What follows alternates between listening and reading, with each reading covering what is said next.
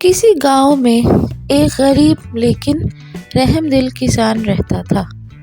وہ بہت محنتی تھا۔ صبح سویرے وہ اپنے کھیتوں کی طرف چل پڑتا، ہل چلاتا اور فصلوں کو پانی دیتا۔ اس کے پاس ایک بیل بھی تھا جس پر وہ سامان لاد کر گھر سے کھیت تک اور کھیت سے گھر تک آتا جاتا تھا۔ جب کبھی اکیلا بیٹھا ہوتا تو بیل سے باتیں کرتا رہتا۔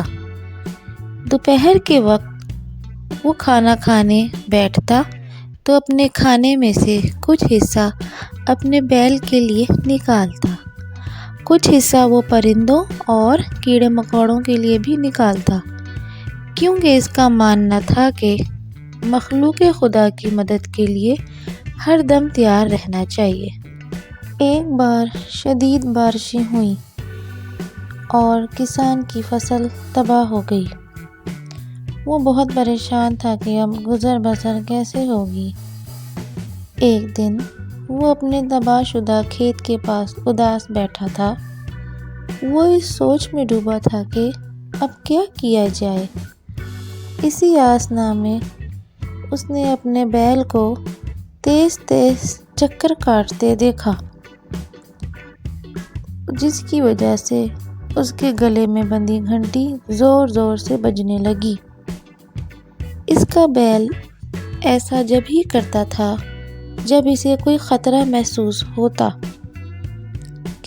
کسان فوراً اٹھ بیٹھا، دیکھا تو ایک کالا سیاہ سانپ بل کھاتا ہوا درخت کے اوپر رینگ رہا تھا۔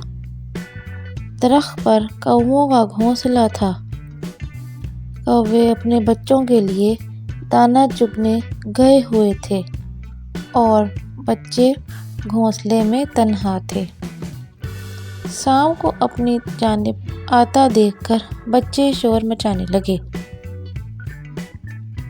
کسان نے فوراً ایک لکڑی اٹھائی اور گھونسلے کی جانب بڑھتے ہوئے سانپ پر وار کر دیا۔ ایسا کرتے ہوئے اسے اپنی جان کی بھی پرواہ نہ تھی۔ وہ کوے کے بچوں کو سانپ سے بچانا چاہتا تھا۔ کسان کے وار سے سانپ فوراً درخت سے اترا اور جھاڑیوں میں بھاگ گیا۔ اتنے میں کوے دانہ چگ کر واپس آ رہے تھے۔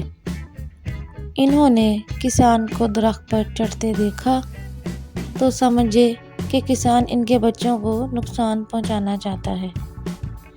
کوے نے چونچ سے وار کر کے کسان کو نیچے اترنے پر مجبور کر دیا۔ پھر جب بچوں کی بات سنی تو کووں کو پتہ چلا کہ کسان نے اپنی جان پر کھیل کر بچوں کی جان بچائی ہے۔ کوے کسان کی اس رحم دلی پر بہت خوش ہوئے اور اپنے گھونسلے سے قیمتی موتیوں کی ایک مالا نکال کر پریشان حال کسان کے آگے ڈال دی۔ یہ مالا انہیں ندی کے کنارے سے ملی تھی۔ کسان کی آنکھوں میں آنسو آ گئے۔ اس قیمتی مالا سے اس کے بہت سے مسئلے حل ہو گئے۔ سچ ہے، نیکی کا بدلہ نیکی ہی کی صورت میں ملتا ہے۔